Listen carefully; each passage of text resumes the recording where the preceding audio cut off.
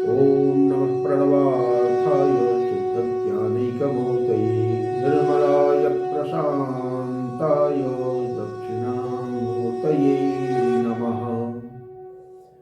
चित्घनायमशेषाय वटमूलनिवासिने सच्चिदानन्दरूपाय दक्षिणामूर्तये नमः। ईश्वरो गुरुरात्मेति मूर्तिभेदविभागिने व्योमवद्व्याप्तदेहाय दक्षिणामूर्तये नमः। विघ्नेश्वराय वरदाय सुरप्रियाय लंबोदराय सकलाय जगद्धिताय नागाननाय श्रुतियज्ञ विभूषिताय गौरीसुताय गणनाथ नमो नमस्ते। विघ्नार्तिनाशनपराय गणेश्वराय सर्वेश्वराय सुखदाय सुरप्रियाय विद्याददाय विकटाय च वामनाय भक्तप्रसन्न वरदाय नमो नमस्ते। ओम नमः श्री गुरुवे शिवाय। ओम नमः श्री परदेवताय। So friends, Vande Mataram. पिछले एपिसोड में दीक्षा के बारे में चर्चा चल रही थी और सामान्यतः जितना आवश्यक था उस पर चर्चा की जा चुकी है। अब हम यहाँ से आगे बढ़ के थोड़ा अपनी परंपरा के बारे में चर्चा करेंगे और आप लोगों को बताएंगे कि हमारी गुरु परंपरा कहाँ से शुरू होती है और कहाँ पे आके अभी स्थिर है। तो लेकिन पूर्व की तरह फिर मैं आपसे आग्रह करूंगा कि अभी तक जिन लोगों ने भी इस चैनल को सब्सक्राइब नहीं किया है, कृपया इसे सब्सक्राइब कर लें और वीडियो को लाइक कर लें। अधिकाधिक संख्या में इसको शेयर करें, अधिक से अधिक लोगों तक भगवती की चर्चा को भक्तजनों तक पहुंचाने में हमारा सहयोग करें और श्रेय के भागी बने। हमारे जो श्री गुरु हैं परमहंस गोस्वामी प्रहलाद गिरि जी महाराज हैं और ये 9 वर्ष की अवस्था में ही इन्होंने बोधगया मठ से संन्यास दीक्षा प्राप्त किया था। तो बाल सन्यासी हैं और ये 10 नामी जूना अखाड़ा की परंपरा है और यहाँ से इन्होंने संन्यास दीक्षा प्राप्त किया था। और इनके गुरु थे श्री श्री 108 श्री धनसुख गिरि जी महाराज। उनके गुरु थे स्वामी श्री श्री 108 श्री सतानंद गिरि जी महाराज। उनके गुरु थे 10 नामी निरंजनी अखाड़ा ब्रह्ममणि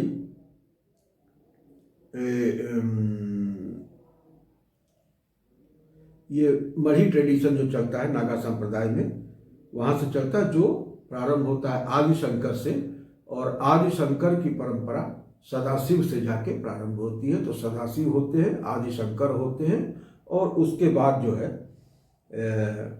1 2 3 चौथी पीढ़ी में जो है वो उस परंपरा में हमारे श्री गुरु परमहंस स्वामी श्री प्रहलाद गिरि जी महाराज आते हैं, जो स्वयं में बहुत ही विद्वान और बहुत उच्च कोटि के साधक हैं, साक्षात शिव स्वरूप हैं। और इन्होंने जो है काशी में आकर के पूरी शिक्षा ग्रहण किया और सर्वदर्शनाचार्य हैं, वेदांताचार्य हैं, वेदांत केसरी हैं और उत्तर प्रदेश संस्कृत अकादमी से इनको अवार्ड भी मिला हुआ है।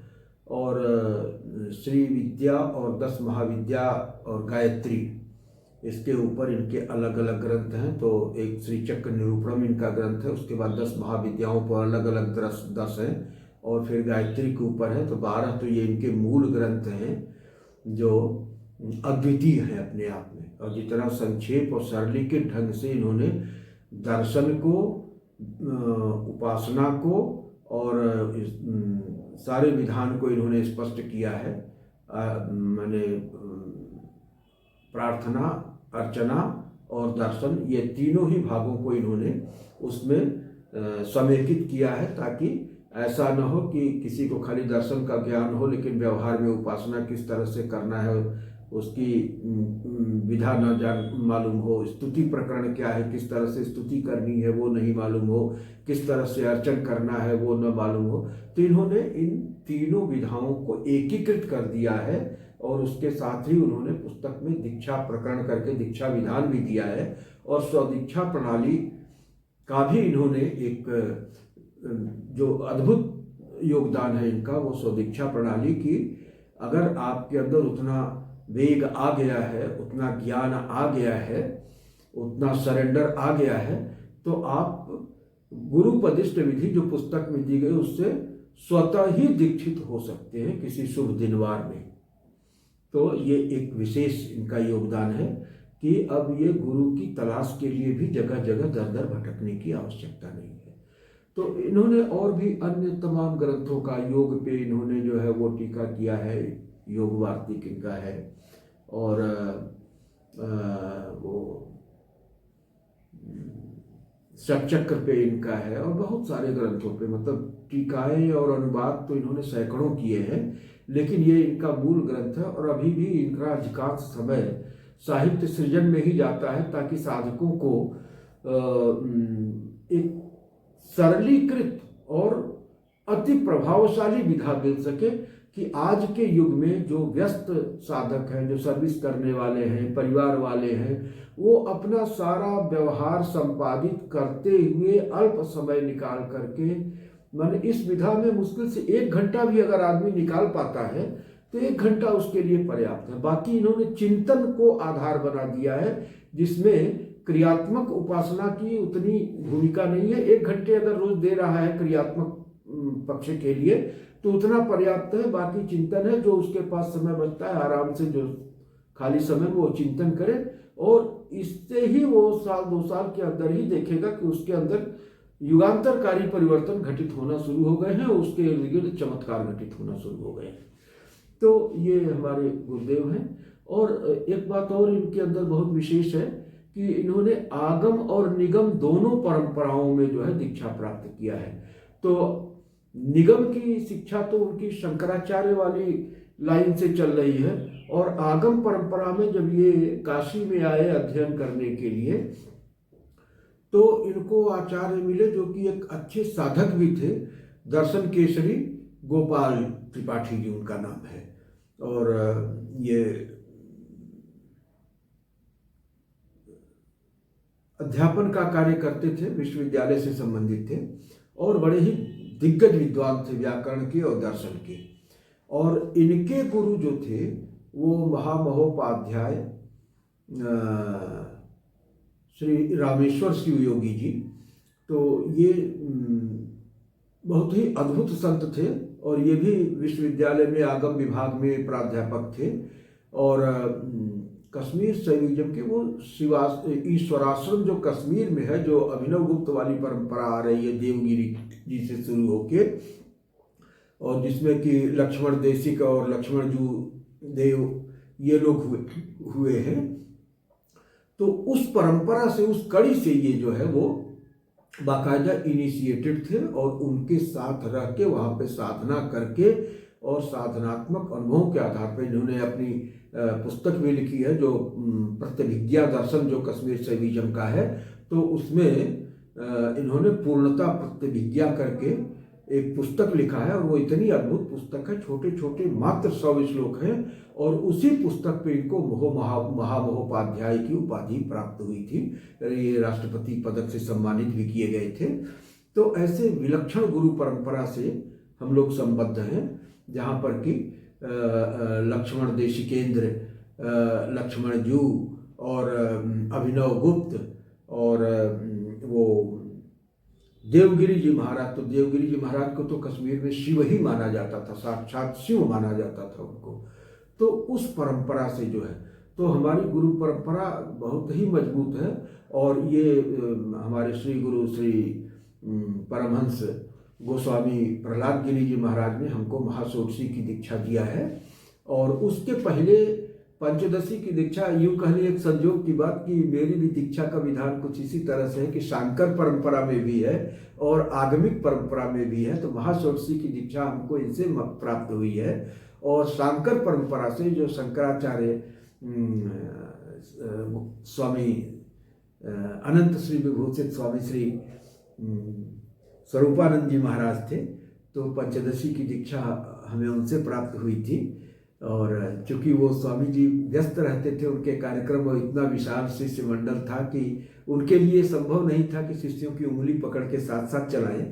तो भगवती की कृपा हुई हमारे ऊपर कि हमको परमहंस गोस्वामी प्रहलाद गिरी जी महाराज का सानिध्य प्राप्त हुआ, इनका स्नेह प्राप्त हुआ, आशीर्वाद प्राप्त हुआ। और इन्होंने जो है महाषोडशी परंपरा की न केवल दीक्षा दिया बल्कि उंगली पकड़ के उसके हर पड़ावों को समझाया, दिखाया और पार भी कराया। तो इस मामले में मैं बहुत भाग्यशाली हूँ कि मुझे दो बहुत ही सशक्त परंपराओं से जो है जुड़ के और उनसे आशीर्वाद, स्नेह प्राप्त करने का सौभाग्य प्राप्त हुआ। और हमारे गुरुदेव भी इसी तरह से आगम परंपरा और निगम परंपरा दोनों से जुड़े हुए, एक आदि शंकर की परंपरा आती है और दूसरी कश्मीर शैवागम की परंपरा आती है, जो कि साक्षात उसी पीठ से संबंध है जहाँ से कि कश्मीर शैव दर्शन का उद्भव हुआ। तो उस परंपरा में, अभिनव गुप्त की परंपरा में, लक्ष्मण देशी केंद्र की परंपरा में हमारे दादा गुरु महामहोपाध्याय राष्ट्रपति पदक सम्मानित रामेश्वर शिव योगी जी महाराज, तो उस परंपरा से हमको आगम की शिक्षा मिली विधिवत। और शांकर परंपरा से पंचदशी की साधना हमको जो है वो अनंत श्री विभूषित जगत गुरु श्री स्वरूपानंद सरस्वती जी महाराज से प्राप्त हुई है। तो अगर आप इस YouTube चैनल से जुड़ रहे हैं, हमसे जुड़ रहे हैं, तो एक बड़ी ही समृद्ध सशक्त परंपरा से जुड़ रहे हैं जिसमें सिद्धों की एक लंबी फेहरिस्त है, जो अपने परिवार में आने वाले हर नवागंतुक का छोटे बच्चे की तरह से स्नेह देते हैं, पालन करते हैं, उसकी उंगली पकड़ के उसको पूरी यात्रा कराते हैं और अंत में शिवत्व में प्रतिष्ठित करने के बाद ही जो है वो अपने कर्तव्य को पूर्ण मानते हैं। तो ये इतनी समृद्ध परंपरा है। तो ये हमारी गुरु परंपरा के बारे में थोड़ी सी चर्चा रही। और ये सारे लोग अपने अपने फील्ड के मतलब मूर्धन्य हैं। तो हमें बड़ा गर्व होता है अपनी गुरु परंपरा का स्मरण करते हुए, और बड़ा आनंद भी आता है और बड़ी पूर्णता की भी अनुभूति होती है। तो इन्हीं शब्दों के साथ हम इस सीरीज को अब यहाँ पूर्ण मानते हुए अपनी वाणी को विराम देते हैं। ओम पूर्णमदः पूर्णमिदं पूर्णात् पूर्णमुदच्यते पूर्णस्य पूर्णमादाय पूर्णमेवावशिष्यते। ओम शांतिः शांतिः शांतिः। हरि ओम।